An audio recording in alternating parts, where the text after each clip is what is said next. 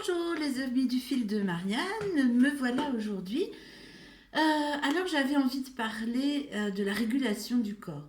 Lorsque on est en surpoids et donc comme moi au régime depuis, bon je veux dire, voilà, on va dire 40 ans voire plus, le corps il n'a plus la parole, on n'est plus du tout à son écoute, on pense avec notre petite tête, en tant que petit être humain, on va pouvoir diriger ça très bien.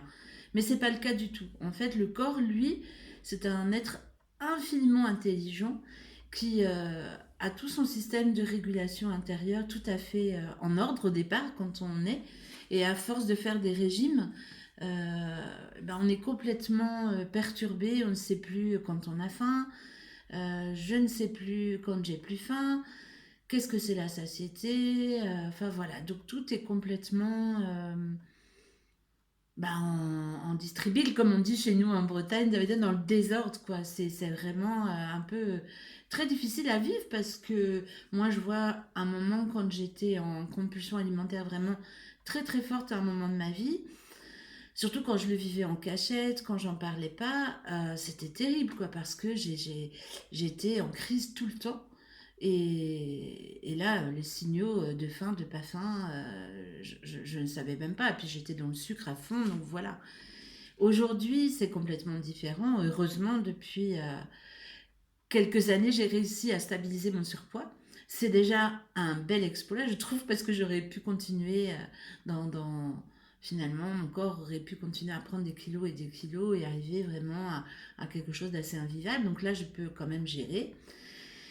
Et donc, ce qui se passe avec la régulation, c'est que dès l'instant où on redonne la parole au corps, euh, qu'on est dans cette observation-là, toujours cette idée de se distancier par rapport à tous ces phénomènes au niveau du corps. Et par exemple, j'en ai parlé ce matin sur mon Facebook avec le dialogue de Jeannette et Morissette.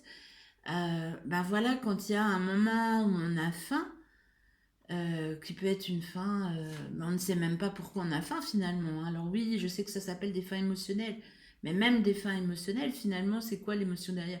Moi, souvent, je le sais, mais bien après, hein, je ne le sais pas au moment où je le vis.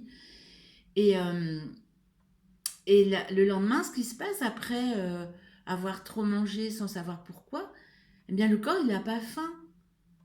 Et ça, c'est fantastique, quoi. Enfin, moi, je trouve ça extraordinaire. C'est que le corps, il se régule tout seul. Ça veut dire que le système d'autorégulation, il est là, il est présent. Alors peut-être pas à chaque fois, mais au moins il est là, quoi. Et ça, moi, waouh, je trouve ça génial, quoi. Donc, oui, je trouve ça assez extraordinaire, cette nouvelle façon que cet être humain, Marianne, a de voir la relation à l'assiette, à la nourriture.